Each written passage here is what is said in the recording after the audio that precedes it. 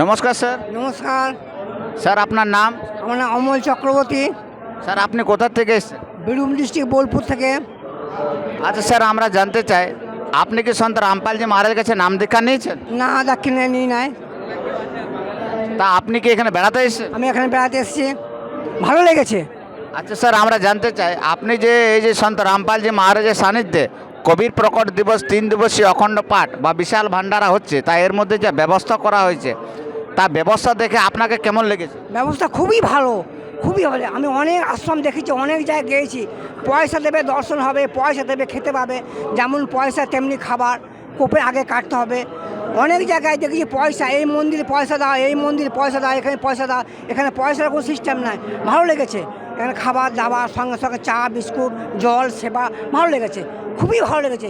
খুবই ভালো ব্যবস্থা আছে।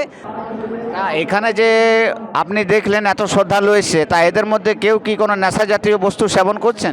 না, নেশার কোনো ব্যবস্থা নেই এখানে। ভালো বিড়ি সিগারেট খয়নি, মদ গাঁজা নাই। অনেক আশ্রমে দেখেছি মদ খায়, বিড়ি খায়, সিগারেট খায়, খৈনি খায়, গুড়দুক খায়। তারাপীঠ যেমন পকেট মার ঘুরে বেড়ায়, পকেট ছিনতাই হয়ে যায়, পকেট মেরে নিয়ে চলে যায়।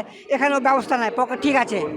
তারপরে মায়াপুরে পয়সা দাও খাও, চোর ঘুরে বেড়াচ্ছে, ডাকাত ঘুরে বেড়াচ্ছে, পকেট মারে ঘুরে বেড়াচ্ছে, পুলিশ ফলো করছে। এখানে কোনো পুলিশ নাই, ভালো ব্যবস্থা আছে, ভালো, খুব ভালো লেগেছে। তা এখানে যে যা আপনি ব্যবস্থাগুলো দেখলেন, ভান্ডারের ব্যবস্থা, চায়ের ব্যবস্থা, যা কিছু ব্যবস্থা আপনি দেখলেন বা দর্শনে যা আপনার, তার জন্য কিছু কি আপনার কাছে টাকা নেওয়া হচ্ছে? না, টাকা নেওয়া হয় না। আমার পেট গোলমাল হয়েছিল, পয়সা দিয়ে ওষুধ আনতে গেলাম, পয়সা লাগবে না, ওষুধ দিয়ে দিল। ভালো ব্যবস্থা, খুব ভালো। তা আপনি কি আবার এই সন্ত রামপালজি মহারাজের এইরকম সমাগমে আবার আসতে চাইবেন, বা আপনার যা রয়েছে আত্মীয় স্বজন তারাকে আনতে চাইবেন? আমার খুব ভালো লেগেছে, আমি যোগাযোগ হলে আমি আসতে চাই। হ্যাঁ, আমার খুবই ভালো লেগেছে। হ্যাঁ, ভালো জায়গা।